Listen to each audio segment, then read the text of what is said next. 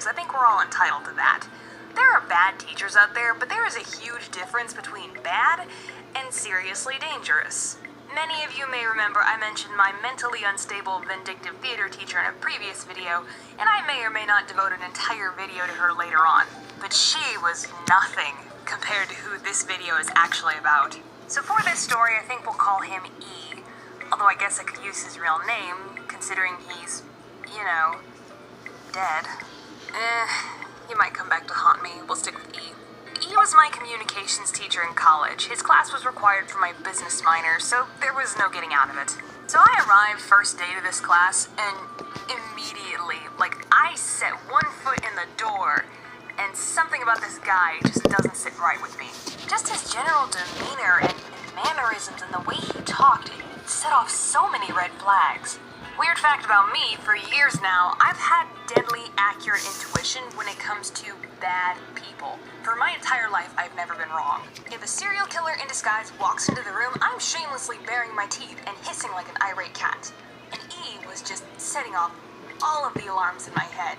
He gave us the syllabus the first day, but I might as well have just torn it up right then and there because he never followed it. And listening to him try to explain an assignment was like listening to Tom Cruise talk about Scientology. And when everyone showed up to class with their assignment completed, he would be furious that no one did it right, very often contradicting his own previous instructions. The smallest things would upset this guy. I was once handed back a test that had a nasty note written in the corner because he didn't like the pencil I'd used. And yet half the time, he would teach the class dressed as a pauper and drop cuss words and lewd topics into the lecture like it was nothing. A lot of TMI and personal stuff too, seriously, dude, keep it to yourself.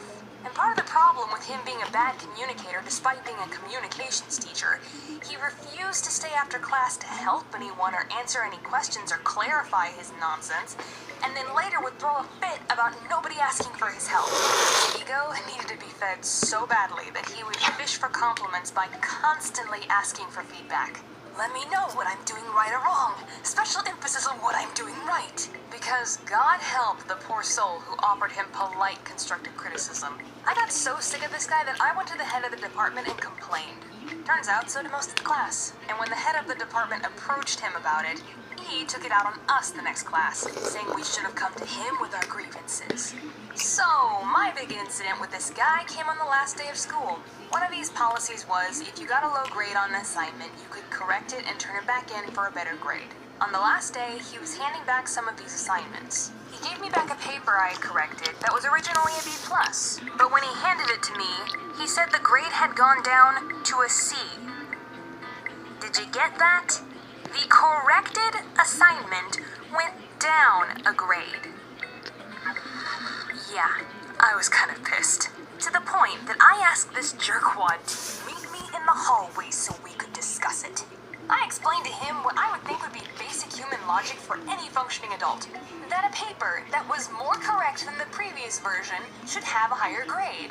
Well, E started throwing out every excuse in the book, and I just kept debunking this idiocy over and over again with the same argument. Until finally, after 15 minutes of talking and running around the issue, I had him backed into a corner.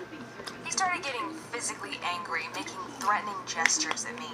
I think the only reason he didn't touch me was because my friend Mary was sitting at a table in that hallway, watching and listening to everything. And then it all just kind of caved. He said, "Rebecca, I think I'm just gonna quit teaching." He basically had an emotional breakdown in front of me, almost started crying. It was very strange and embarrassing. Several times I told him to calm down and take a breath. Admitting his defeat, he agreed to fix my grade, but then left class early right after that, his tail between his legs. Same day, I went back to the department head and told him what happened. Not like it did anything, because he taught for another 2 years at that school before leaving. So now, I bet a lot of you are wondering, well, what happened to E? And as you might have read by the title of this video, something not very nice. Something very unfortunate, actually. About 2 years after I graduated, someone sent me a link on Facebook to a news article, and it was pretty shocking what I read.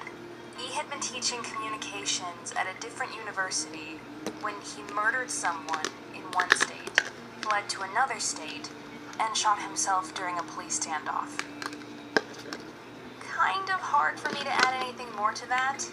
I mean, a man that my gut told me was dangerous ended up being dangerous.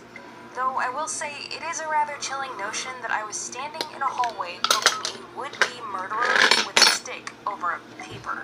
And I do sometimes wonder how differently that situation would have turned out if I didn't have a witness. Alright, explainers and entertainers, sorry for that downer of an ending, but that is the story of the worst teacher that I've ever had. But if you have a funny bad teacher story, then let me know in the comment section below. This has been Rebecca Parham, thank you so much for tuning in, but now I gotta tune out.